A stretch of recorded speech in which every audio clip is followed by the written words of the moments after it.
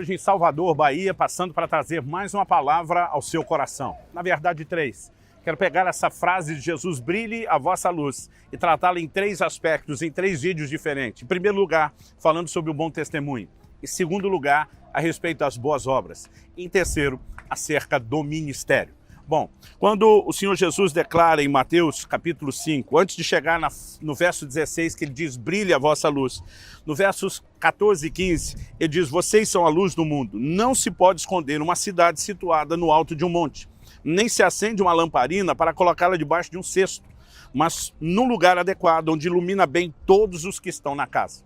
Depois de falar do propósito da luz, que é resplandecer e não ser escondida, ele então afirma, assim brilhe também a luz de vocês diante dos outros, para que vejam as boas obras que vocês fazem e glorifiquem o Pai de vocês que está nos céus. Bom, essa palavra aqui traduzida como boas, né? O adjetivo que vem antes de obras, boas, é a palavra grega kalos. Ela tem um significado bem abrangente. Significa bonito, gracioso, excelente, eminente, escolhido, insuperável, precioso, proveitoso, apropriado, recomendável, admirável, bem formado, magnífico, bom, excelente em natureza e características, genuíno, aprovado, louvável, nobre, digno de honra. Toda essa extensão de significados, né, na verdade, é quase que uma competição de virtudes. Jesus não está falando apenas de boas obras no sentido de um objetivo bom, mas ele está falando de algo que é apreciável, ele está falando de algo que é admirável, e isso também precisa chamar a nossa atenção naquilo que Jesus fala, porque ele diz que os outros vejam, reparem, enxerguem, admirem isso, a ponto de glorificar o Pai que está nos céus. O primeiro aspecto, quando ele fala a respeito dos homens verem as nossas obras, a nossa ação, o nosso comportamento, o primeiro aspecto que eu quero destacar diz respeito ao bom testemunho. Nós sabemos que na vida cristã nós precisamos ter mais do que palavras. Quando eu falo de um bom testemunho, não é apenas quando falamos acerca ou a respeito de Jesus, mas é quando vivemos de tal forma, né, que a nossa conduta ela se soma às palavras que também devem ser parte do nosso testemunho. 1 de João, no capítulo 3, nos versículos 16 a 18, João vai falar a respeito de amarmos não apenas de língua, não apenas de boca, mas de fato e de verdade. E o exemplo que ele apresenta é que se alguém vê um irmão, né, que está passando necessidade, ele não pode apenas declarar algo e não fazer nada a respeito daquela necessidade. O apóstolo Pedro, no capítulo 3 da sua epístola, ele orienta as mulheres cujos maridos ainda não são crentes, né, a ganharem seus maridos de boca fechada, por meio de um bom testemunho. Esse boca fechada não significa que o evangelho não seria pregado.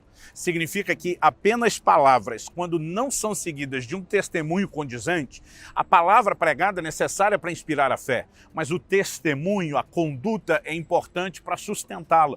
Porque quando as pessoas não veem coerência no nosso comportamento, a mensagem proclamada acaba sendo descredibilizada. Então ele diz que essas mulheres podem ganhar os maridos de boca fechada por meio do seu exemplo, por meio da sua conduta. Aqui é quando o testemunho nos remete além apenas daquilo que falamos. A forma como vivemos, ela se torna kalos, ela se torna atraente, admirável, boa. E por meio dessa maneira pregamos o evangelho. Quero destacar aqui, isso não significa que não falamos, isso significa que só falar sem viver não tem peso, não tem força, não tem poder de impacto. O próprio Paulo diz em 1 Coríntios 9, 27, eu esmurro meu corpo, eu reduzo a escravidão para que depois de ter pregado, eu não venha a ser desqualificado. Em outras palavras, ele está dizendo o que adianta comunicar aos outros os valores ou mesmo as restrições estabelecidas por Deus, se depois de pregar, a minha vida não sustenta aquilo que eu mesmo comuniquei. Então ele dizia, eu me posiciono, eu vivo uma vida de disciplina, eu vivo uma vida de sujeição, de reduzir a carne a uma sujeição plena àquilo que prego, porque dessa forma o testemunho ganha força. Ele sustenta, ele embeleza, ele dá vida às palavras que são comunicadas. E nós precisamos entender a responsabilidade de sustentar o testemunho por meio da forma como vivemos. Bom, vamos falar do oposto do bom testemunho, que diz respeito aos escândalos. O Senhor Jesus disse em Mateus, no capítulo 18, ele começa do versículo 6 e vai até o versículo 9. Ele diz, seria melhor para alguém amarrar uma pedra de moinho no pescoço e lançar-se ao mar, do que servir de escândalo para um dos seus pequeninos. Obviamente, Jesus não está fazendo apologia ao suicídio, o que na minha teologia é totalmente condenável, né? Até porque o apóstolo Paulo disse: se alguém destruir o corpo, que é o santuário de Deus, Deus o destruirá. Bom, o corpo já foi destruído. O que é que sobrou para Deus destruir depois? Obviamente ele está falando do julgamento eterno. Bom, esse não é o foco, não vou abrir nenhuma discussão aqui, né? Assuntos que merecem uma discussão, como casos de sanidade mental, mas Jesus não faria apologia a algo que a Escritura condena.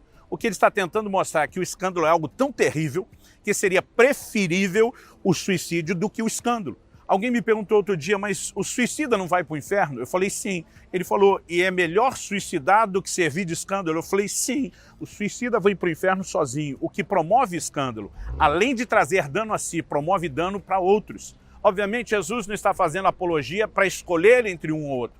Ele está nos mostrando o senso de temor que nós devemos ter para não escolher nenhum nem outro. Mas considerando que o entendimento de não poder tirar a vida já era tão forte para todos eles, Jesus queria que fosse ainda mais o temor diante de Deus, de nunca servir de mau testemunho, né? Nós olhamos para a palavra de Deus e vemos inúmeras advertências a respeito disso. Por exemplo, em Romanos, no capítulo 2 e no versículo 3, Paulo diz: e você que condena os que praticam tais coisas, mas faz o mesmo que eles fazem, pensa que conseguirá se livrar do juízo de Deus? Né? Ele está dizendo: na sua mensagem, no seu discurso você condena, mas acaba você mesmo fazendo isso, haverá juízo. E nós não podemos perder a perspectiva do juízo. Não se trata apenas de evitar trazer dano aos outros, mas a consciência de evitar precisa ser praticada. Por quê? Porque se não tivermos o cuidado, o zelo, nós responderemos a Deus por conta disso. O apóstolo Paulo diz em Tito 2, dos versos 3 a 5, do mesmo modo quanto as mulheres idosas que tenham conduta reverente, não sejam caluniadoras, nem escravizadas a muito vinho, que sejam mestras do bem, a fim de instruírem as jovens recém-casadas a amar o marido e os filhos, a serem sensatas, puras, boas donas de casa, bondosas, sujeitas ao marido, para que a palavra de Deus não seja difamada. Ou seja, não se trata apenas de viver corretamente pelo benefício que isso nos traz, mas de não viver de forma errada pelo malefício que isso produziria aos outros e à própria palavra de Deus. Paulo está orientando Tito e dizendo que a própria palavra, o evangelho que pregamos, ele acaba sendo difamado, enfraquecido, quando não vivemos de acordo com o padrão estabelecido por Deus e com a maneira como nós deveríamos nos conduzir. O apóstolo Paulo diz em Colossenses, no capítulo 4 e no versículo 5, sejam sábios no modo de agir com os que são de fora. Essa sabedoria para com os que são de fora diz respeito à ação, ao modo de agir, à conduta, ao testemunho, para que a palavra de Deus não seja difamada. Precisamos entender a responsabilidade de viver um evangelho que nos coloca como modelo, que nos coloca como referência. Em Mateus 23, Jesus estava condenando os fariseus não pelo seu zelo, não pela dedicação à palavra, mas por um lugar de hipocrisia no qual acabaram entrando. Em Mateus 23:3, Jesus diz: portanto, façam e observem tudo o que eles disserem a vocês, mas não os imitem suas obras, porque dizem e não fazem. Que coisa vergonhosa, dizem e não fazem. Depois no versículo 13, Jesus diz: ai de vocês, escribas e fariseus hipócritas, porque vocês fecham o reino dos céus diante das pessoas, pois vocês mesmos não entram, nem deixam entrar os que estão entrando. Não entram pela conduta, acabariam ficando de fora, mas não deixam entrar, porque com uma conduta negativa, com um mau testemunho, eles acabavam fechando a porta para outros, e esses outros não tinham inspiração, não tinham motivação alguma para seguir adiante, para poder entrar. O apóstolo Paulo falava muito a respeito de exemplo, e dizia: sede meus imitadores, como eu sou de Cristo. Cristo nos deixou exemplo. Na última ceia, ao lavar os pés dos discípulos, ele diz: eu vos dei exemplo, para que como eu fiz, vocês façam também. Jesus nunca nos transmitiu apenas preceitos, teoria. Ele nos deu exemplo, referência, ele se colocou como padrão. Ele disse: ajam como eu ajo. E depois você vê Paulo dizendo: vocês devem me imitar como eu imito a Cristo. Muitas vezes nós ouvimos no meio evangélico: olha, não olhe para o homem. É verdade que quando o homem falha, nossos olhos deveriam estar em Jesus, mas não olhar para o homem nunca. Onde estão as referências que haviam desde o início, que se posicionavam dizendo: nós vamos imitar a Cristo, nós vamos ter o bom testemunho, a ponto de também poder ser imitados. Nós temos essa responsabilidade. O apóstolo Pedro, em 1 de Pedro 5:3, fala a respeito daqueles que pastoreiam o rebanho de Deus, que eles devem servir de exemplo. Isso não é apenas para os pastores, Os pastores precisam ter um modelo que será replicado na vida de todo o rebanho.